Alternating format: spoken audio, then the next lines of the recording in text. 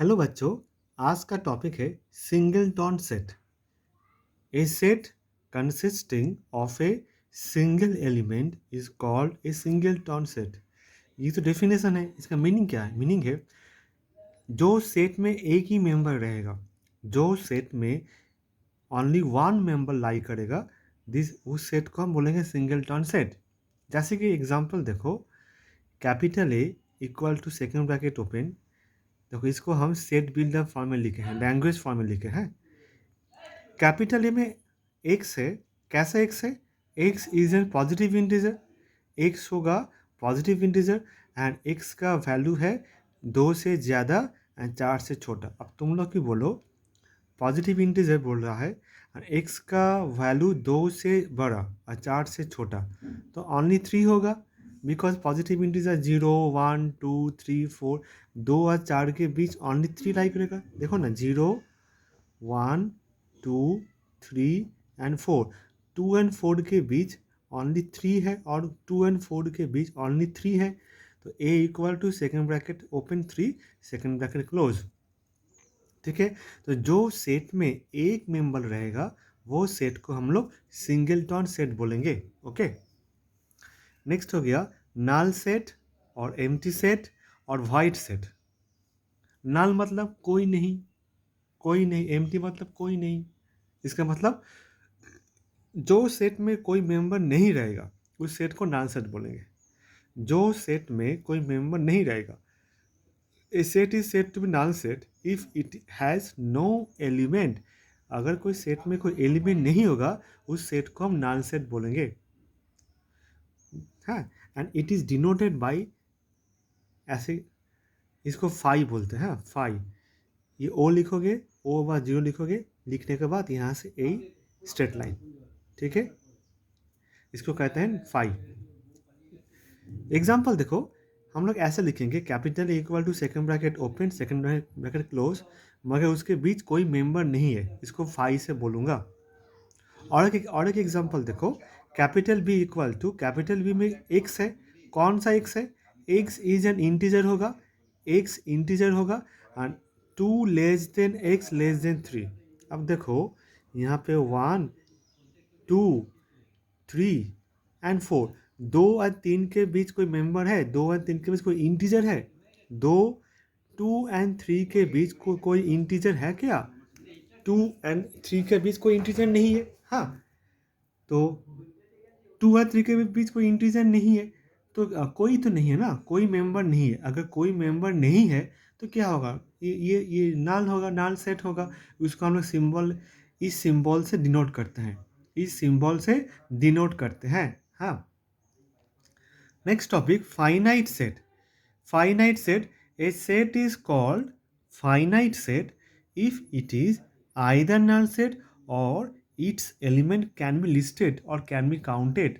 मगर इसका मतलब क्या हुआ? जो सेट का मेंबर हम लोग काउंट कर सकेंगे, लिस्ट कर सकेंगे, वही सेट को मैं फाइनाइट बोलूँगा। मतलब जिसमें फाइनाइट मेंबर रहेगा, जिसमें फाइनाइट एलिमेंट रहेगा। ठीक है, जिसको हम लोग काउंट कर सकेंगे। एग्जाम्पल देखो, capital A equal to, capital A में किस तरह का एक्स है? such that x is an positive integer and 2 less than x less than equal to 5। देखो यहाँ पे ड्रॉ करो, 2 है, यहाँ पे 2 3 4 5, 2 से ज़्यादा क्या होगा? 3 होगा, 4 होगा और 5 से कम एंड 5 खुद, 2 3 4 5। तो कैपिटल ए में कौन कौन मेंबर रहेगा? 3 होगा, 4 होगा, 5 होगा। दिस इज फाइनाइट, उसको काउंट कर सकेंगे। 3 4 3 मेंबर है, 3 मेंबर है। हाँ, तो जिस सेट के अंदर एलिमेंट्स को हम लोग काउंट कर सकेंगे, लिस्ट कर सकेंगे, हाँ, उसको कहेंगे फाइनाइट। ठीक है, उसको कहेंगे फाइनाइट।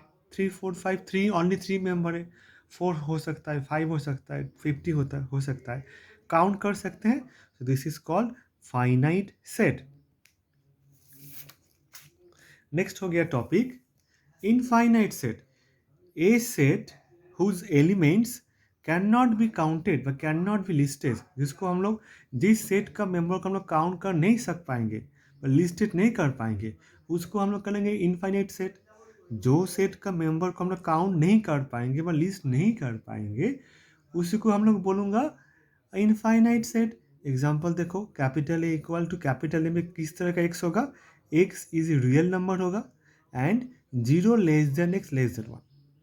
अब देखो, देखने में लगता है 0 और 1 के बीच में तो कोई फाइनेट मेमोरी तो होगा ना। 0 और 1 के बीच तो लगता है कुछ फाइनेट मेमोरी होगा, लेकिन हम लोग इसको क्यों बोल रहे हैं इनफाइनेट? बिकॉज 0 और 1 के भीतर इनफाइनाइट मेंबर होगा, इनफाइनाइट।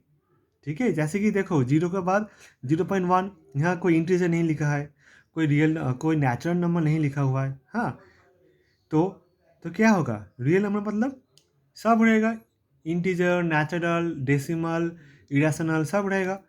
डेसिमल भी रहेगा, फ्रैक्शन भी रहेगा।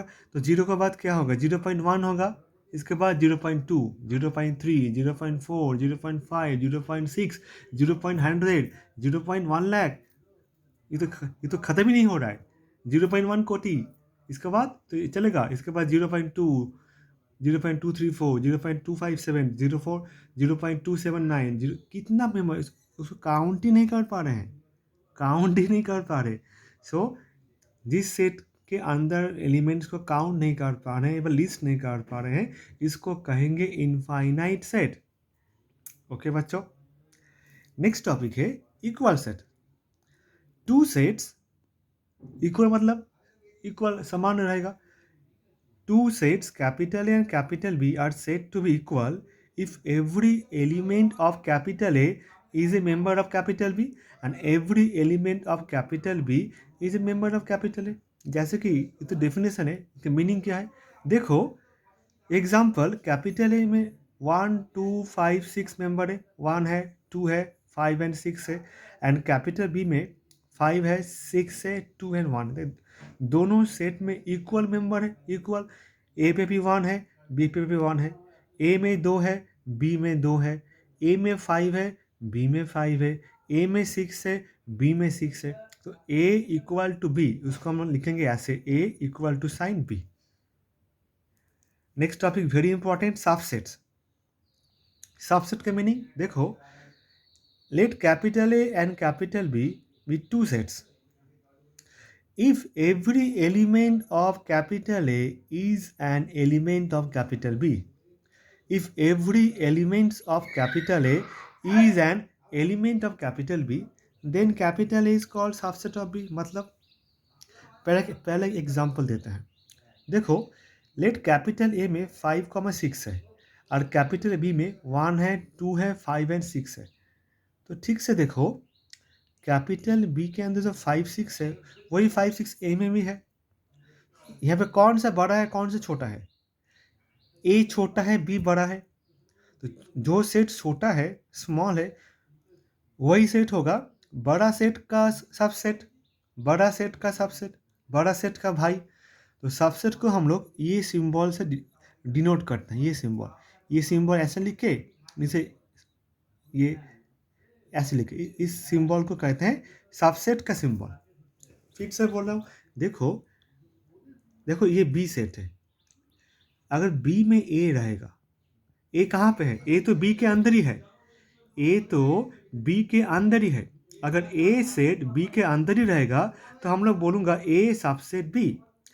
अगर ए सेट बी के अंदर ही रहेगा तो हम लोग क्या बोलूँगा? ए सबसेट बी। जैसे कि देखो, हम लोग का हाउस, हाँ, तुम लोग का घर, प्रति घर में 1, 2, 3, 4 तो रूम रहता है। तो each room subset of this house, each room subset of this house. हाँ, इस तरह ही, क्यों? वह रूम तो हाउस के भीतर ही है। ड्राइंग रूम हो सकता है, हाँ, किचन हो सकता है, बेडरूम हो सकता है। वो रूम का घर के बाहर होता है ना, घर के अंदर होता है। बेडरूम के घर के बाहर होता है, किचन के घर के बाहर होता है, अंदर ही होता है। ड्राइंग रूम घर के अंदर ही होता है। तो each room is the subset of this house, each room is the subset of this house, है ना। बेडरूम, किचन, ड्राइंग रूम कहाँ होता है? घर के भीतर ही होता है। तो each room is the subset of this house. हाँ, स्कूल का देखो, क्लास 5, क्लास से क्लास 6 से क्लास 7, क्लास 8, ये क्लास कहाँ पे होता है? स्कूल के अंदर ना स्कूल के बाहर? स्कूल के अंदर ही होता है ना। तो each class is a subset of the school. Class 5 भी स्कूल का सबसेट है, क्लास 6 भी स्कूल का सबसेट है, क्लास 7 भी स्कूल का सबसेट है। 7 अब तो सेक्शन में है ना, 5A 5B 5C, कितना सेक्शन में होता है। क्लास 10 भी स्कूल के अंदर है, तो class 10 subset of the school, उसको हम लोग सबसेट बोलते हैं। हाँ, ये फिगर कैपिटल बी के अंदर कैपिटल है। देखो ये सोचो स्कूल है, स्कूल, इस स्कूल के अंदर क्लास 5 के बच्चों भी रहते हैं, क्लास 5 की क्लास है, क्लास 6 का रूम है, क्लास 7 का रूम है, क्लास 8 का रूम है। तो each room is a subset of the school, each room is a subset of the school. हाँ, each room is the subset of the school. ऐसे ही देखो, कैपिटल बी में है 1 2 5 6, ए में 5 6 है, तो 5 6 में तो बी पे भी है, तो ए कहाँ रहेगा? ए तो बी के अंदर ही है, ए सेट तो बी के अंदर ही है, तो A set is set to be subset of B. ये है सिंबल, ये है सबसेट का सिंबल, ये है सबसेट का सिंबल। तो समझे? ओके, तो आज के लिए इतना ही। ओके, टाटा।